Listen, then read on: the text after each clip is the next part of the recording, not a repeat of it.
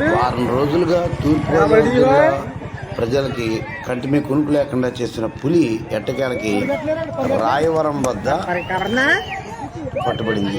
అంటే రాయవరం వద్ద అతి కష్టం మీద మత్తు బుల్లెట్ తోటి చేసి బంధించడం జరిగింది.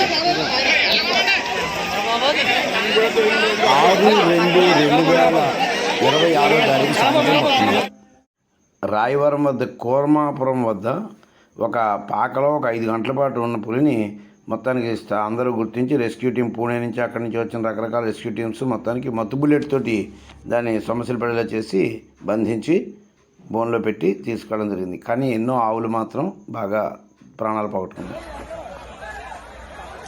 ఇదిగో మత్తు బుల్లెట్ తరిగిన తర్వాత సమస్యలు పడిపోయిన పులి దగ్గరికి వెళ్ళి మొత్తానికి దాన్ని బంధించి బోన్లో పెట్టి తీసుకెళ్ళడం జరిగింది. అయితే పులి మనుషులు ఎవరిని ఇబ్బంది గాయపరచలేదు, కానీ ఆవులను మాత్రం విస్తృతంగా ఆవు దూడల్ని చంపేస్తుంది. అదే చాలా బాధాకరమైన విషయం. అయితే ఈ పాపం ఎవరిది అంటే ఏం చెప్పగలుగుతాం?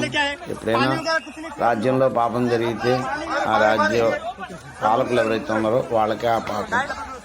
అందుకని గోవుల్ని సరిగ్గా కాపాడలేకపోయినందుకు ఆ పాపం ఈ ప్రభుత్వానికి. అందుకంటే మనం చెప్పగలిగింది ఇంకేం లేదు.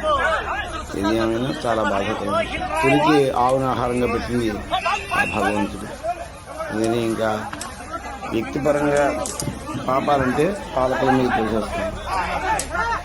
భగవంతుడు నిర్మించిన సృష్టికర క్రమం కాబట్టి దాన్ని తొలగకుండా జాగ్రత్త తీసుకోవాల్సిన బాధ్యత పాలకులదే అవుతుంది.